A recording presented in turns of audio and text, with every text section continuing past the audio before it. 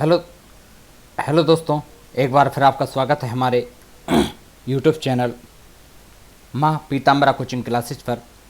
आज हम आपके लिए लेकर आए हैं कुछ महत्वपूर्ण क्वेश्चनों को, जो कि भारत की 10 लंबी नदियों के नाम और उनसे संबंधित कुछ तथ्य आपके लिए लेकर आए हैं, जो UPSC, SSC, state service, NDA, CDS और रेलवेज जैसी प्रतियोगी परीक्षाओं की तैयारी कर रहे छात्रों के लिए बहुत ही उपयोगी हैं। ठीक है, यह नदियों के संबंध में हमारा पार्ट 1 वीडियो है। इसके बाद हम पार्ट 2 वीडियो भी अपलोड करेंगे, जो आपके लिए काफ़ी महत्वपूर्ण रहने वाला है। तो पहले हम जान लेते हैं गंगा नदी प्रवाह तंत्र के बारे में। पहले हम गंगा नदी के बारे में कुछ इम्पोर्टेंट फैक्ट्स आपको क्लियर करा देते हैं। इसके बाद कुछ 10 ऑब्जेक्टिव क्वेश्चन लेकर आए हैं, जिसका उत्तर आपको देना है। तो ठीक है फ्रेंड्स, चलते हैं गंगा नदी तंत्र। गंगा नदी तंत्र, तो गंगा नदी तंत्र के बारे में कुछ फैक्ट्स हम जान लेते हैं। तो इसमें मुख्य है गंगा नदी। तो गंगा नदी जो कि भारत की सबसे लंबी नदी है।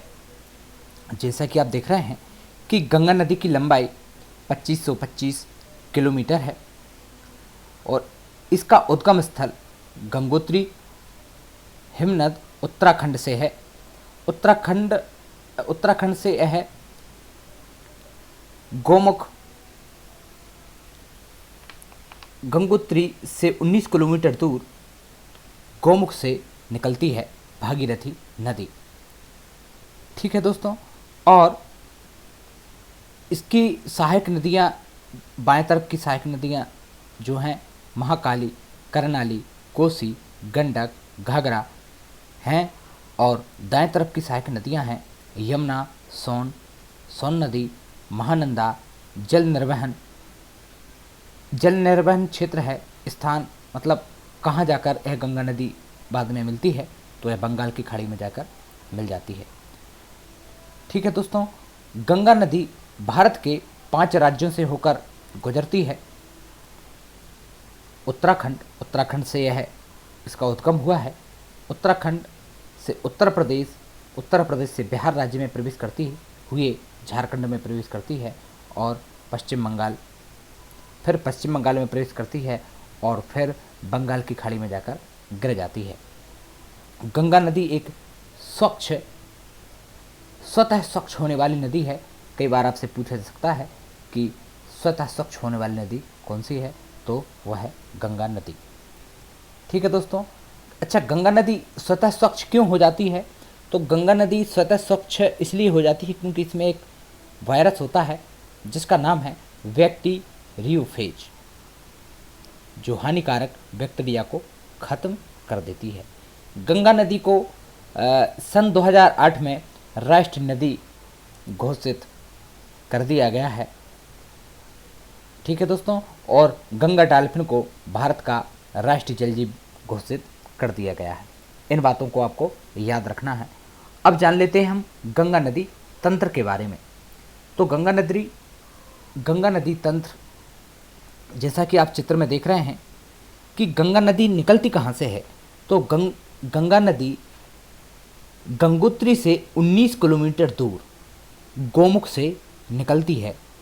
मतलब गोमुख से भागीरथी नदी निकलती है। गंगा नदी तो देवप्रयाग में जाकर अलकनंदा, जब भागीरथी नदी से मिलती है, संगम होता है, तो देवप्रयाग में जब दोनों नदियाँ मिलती हैं तो वहाँ यह गंगा नदी का रूप ले लेती हैं। लेकिन गंगोत्री से जो नदी निकलती है उसको हम कहेंगे भागीरथी नदी, जैसा कि आप चित्र में देख रहे हैं। ठीक है दोस्तों, अब अलकनंदा जो है सतोपथ हिमानी से निकलती है। अलकनंदा, जैसा कि आप चित्र में देख रहे हैं, अलकनंदा जो है बद्रीनाथ जो मंदिर है, उस बद्रीनाथ अलकनंदा के किनारे ही स्थित है। कई बार परीक्षाओं में पूछा गया है। तो अलकनंदा से सतोपथ हिमानी से अलकनंदा निकलती है और भागीरथी में, और भागीरथी गोमुख से निकलती है, और यह दोनों नदियाँ देवप्रयाग, जहाँ पर 5 नंबर लिखा हुआ है दोस्तों, वहाँ पर आकर दोनों नदियाँ मिल जाती हैं और वहाँ से इसका नाम गंगा नदी पड़ जाता है। तो अब मंदाकिनी, अब इसमें आप पहला देख रहे हैं कि विष्णुप्रयाग, फर्स्ट नंबर पर देख रहे हैं आप विष्णुप्रयाग। तो विष्णुप्रयाग कहाँ है? तो विष्णुप्रयाग जो है फर्स्ट नंबर आप देखेंगे, जहाँ 1 नंबर लिखा हुआ है, जब बद्रीनाथ से सतोपथ हिमानी से, जिनके किनारे बद्रीनाथ मंदिर है, अलकनंदा जब निकलती है तो वह देवप्रयाग में आकर मिलती है, जहाँ वह भागीरथी नदी से मिलती है, जहाँ उसका नाम गंगा पड़ता है। तो अलकनंदा में एक नदी और मिलती है जिसका नाम है धौली गंगा, जैसा कि आप चित्र में देख रहे हैं। तो धौली गंगा जहाँ पर मिलती है उसे हम विष्णुप्रयाग कहते हैं।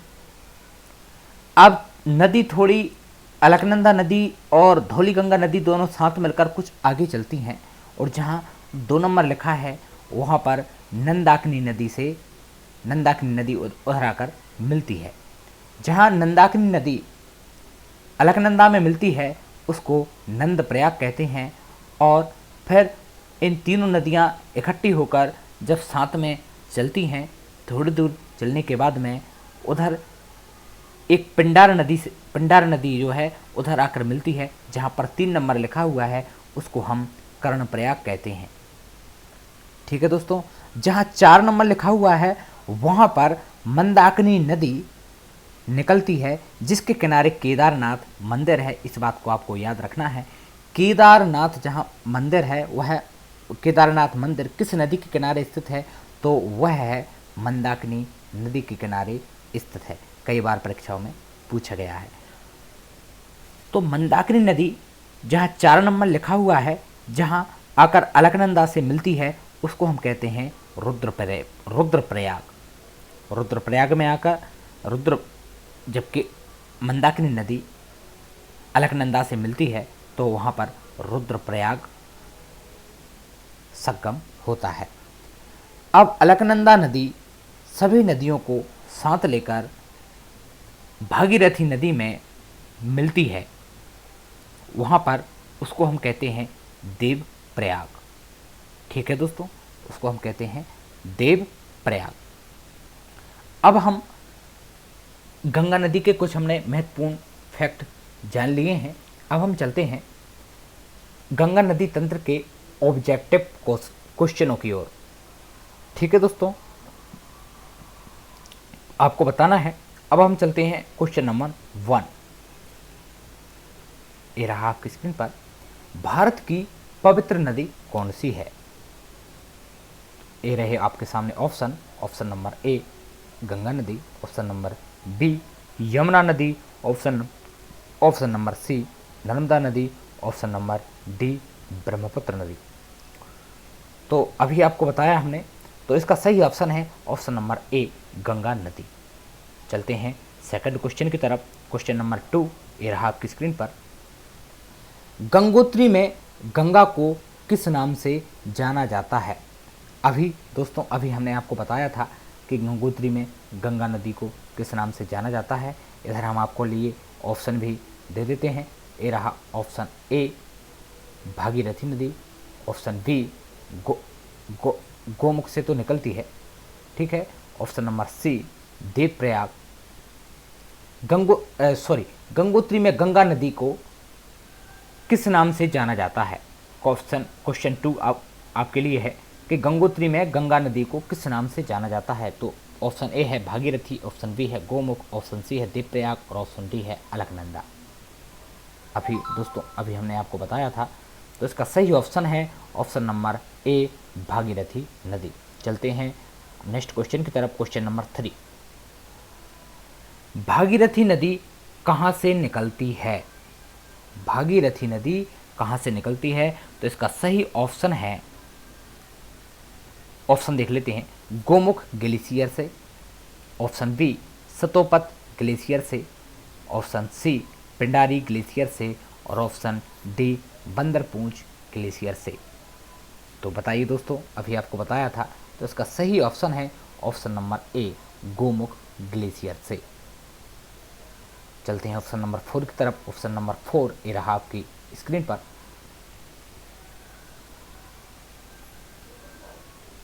अलकनंदा नदी कहाँ से निकलती है? तो अलकनंदा नदी निकलती है option number D Satopanth glacier से। चलते हैं नेक्स्ट क्वेश्चन की तरफ। क्वेश्चन नंबर 5 ये रहा आपकी स्क्रीन पर। गंगा नदी के 2 प्रमुख स्रोत कौन कौन से हैं? ऑप्शन ए भागीरथी और मंदाकिनी, ऑप्शन बी भागीरथी और अलकनंदा, ऑप्शन सी मंदाकिनी और अलकनंदा, ऑप्शन डी भागीरथी और धौलीगंगा। तो दोस्तों हमने आपको भी बताया था कि भागीरथी नदी भागीरथी नदी गंगोत्री से 19 किलोमीटर दूर गोमुख से निकलती है और अलकनंदा नदी सतोपत हिमानी से निकलती है, जो कि अलकनंदा नदी के किनारे बद्रीनाथ स्थित है। तो ये दोनों नदियाँ जब जहाँ आकर मिलती हैं, देवप्रयाग में आकर मिलती हैं, वहाँ इस नदी का नाम गंगा नदी पड़ता है। तो दोस्तों सही ऑप्शन है ऑप्शन नंबर सी मंदाकिनी और अलकनंदा, इसमें ऑप्शन नंबर सी है, लेकिन Bhagirathi Alaknanda option number B ही राइट रहेगा। तो इसका सही ऑप्शन है ऑप्शन नंबर बी भागीरथी और अलकनंदा, क्योंकि मंदाकिनी और अलकनंदा जो हैं रुद्रप्रयाग में आकर मिलती हैं, जैसा कि अभी हमने आपको बताया था। चलते हैं नेक्स्ट क्वेश्चन की तरफ। क्वेश्चन नंबर 6, गंगा नदी किस स्थल से गंगा नदी का या गंगा नदी किस स्थल से उद्गम होता है? गंगा नदी का किस स्थल से उद्गम होता है? ऑप्शन ए गोमुख से, ऑप्शन बी मानसरोवर झील से, ऑप्शन सी वेरीनाग झील से, ऑप्शन डी बंदरपूंछ चोटी से। तो इसका सही ऑप्शन है ऑप्शन नंबर ए गोमुख से। ठीक है दोस्तों, अब चलते हैं नेक्स्ट क्वेश्चन की तरफ। क्वेश्चन नंबर 7 ये रहा आपकी स्क्रीन पर। गंगा नदी कहाँ जाकर गिरती है? गंगा नदी कहाँ जाकर गिरती है? तो अभी हमने दोस्तों आपको बताया था कि भागीरथी जो है उत्तराखंड से निकलती है और वह देवप्रयाग में जाकर अलकनंदा से मिल जाती है, वहाँ इसका नाम गंगा नदी पड़ता है। और गंगा नदी किन किन राज्यों में बहती है? उत्तराखंड, उत्तर प्रदेश, बिहार, झारखंड और पश्चिम बंगाल में होते हुए है, पश्चिम बंगाल में होते हुए है कहाँ गिर जाती है? बंगाल की खाड़ी में गिर जाती है या बंगाल की खाड़ी में जाकर मिलती है। तो ठीक है दोस्तों, चलते हैं नेक्स्ट क्वेश्चन की तरफ। क्वेश्चन नंबर 8 ये रहा आपकी स्क्रीन पर। गंगा नदी की कुल लंबाई कितनी है? अभी आपको बताया था दोस्तों कि गंगा नदी की लंबाई कितनी है। यह भारत की सबसे बड़ी नदी है। यह कहाँ से निकलती है? यह गंगोत्री से 19 किलोमीटर दूर गोमुख से उत्तराखंड से निकलती है, वहाँ इसका नाम भागीरथी रहता है। और जब देवप्रयाग में आकर अलकनंदा से मिलती है तो इसका नाम गंगा पड़ जाता है। तो गंगा नदी की कुल लंबाई भी आपको बताई थी कि 2525 किलोमीटर इस नदी की लंबाई है। तो इसका ऑप्शन सही है ऑप्शन नंबर सी 25। अब तो ऐसा याद रखना है दोस्तों कि 25-25 किलोमीटर गंगा नदी की लंबाई है, 25-25। ठीक है दोस्तों, तो इसका सही ऑप्शन है ऑप्शन नंबर सी 2525 किलोमीटर। चलते हैं नेक्स्ट क्वेश्चन की तरफ। क्वेश्चन नंबर 9 ये रहा आपकी स्क्रीन पर। भारत की सबसे लंबी नदी कौन सी है? अभी दोस्तों अभी बताया था मैंने आपको कि भारत की सबसे लंबी नदी कौन सी है। तो भारत की सबसे लंबी नदी है ऑप्शन बी गंगा नदी। तो चलते हैं नेक्स्ट क्वेश्चन की तरफ। क्वेश्चन नंबर 10 ये रहा आपकी स्क्रीन पर। गंगा नदी किन किन राज्यों से होकर गुजरती है? तो दोस्तों अभी मैं आपसे कई बार चर्चा कर चुका हूँ कि गंगा कहाँ से निकलती हैं और कहाँ जाकर मिलती हैं और कौन कौन से राज्यों से होकर बहती हैं, तो अभी हमने क्लियर किया था। तो चलिए दोस्तों, जल्दी जल्दी बताइए कि इसका सही ऑप्शन क्या है। तो इसका सही ऑप्शन है ऑप्शन नंबर डी। गंगा नदी उत्तराखंड से निकलती है, गोमुख हिमानी से, और उत्तराखंड से बहते हुए उत्तर प्रदेश, बिहार, झारखंड, पश्चिम बंगाल तथा बांग्लादेश में प्रवेश करती है। तो ठीक है दोस्तों, अब हम मिलते हैं पार्ट 2 में, जिसमें हम आपको लेकर आएंगे सिंधु नदी तंत्र और उसकी सहायक नदियों के बारे में हम जानेंगे। तो जब तक नदियों के क्वेश्चन कंप्लीट नहीं होते दोस्तों, तब तक हम पार्ट बाय पार्ट आपको वीडियो लाते ही रहेंगे। तो ठीक है दोस्तों, मिलते हैं नेक्स्ट वीडियो में। यदि आपको हमारा वीडियो अच्छा लगा हो तो वीडियो को लाइक कर दीजिएगा और चैनल को सब्सक्राइब कर लीजिएगा और बेल आइकन प्रेस करना ना भूलिएगा, जिससे कि हमारी नेक्स्ट वीडियो आपको जल्दी से जल्दी मिल सके। तो ठीक है दोस्तों, धन्यवाद।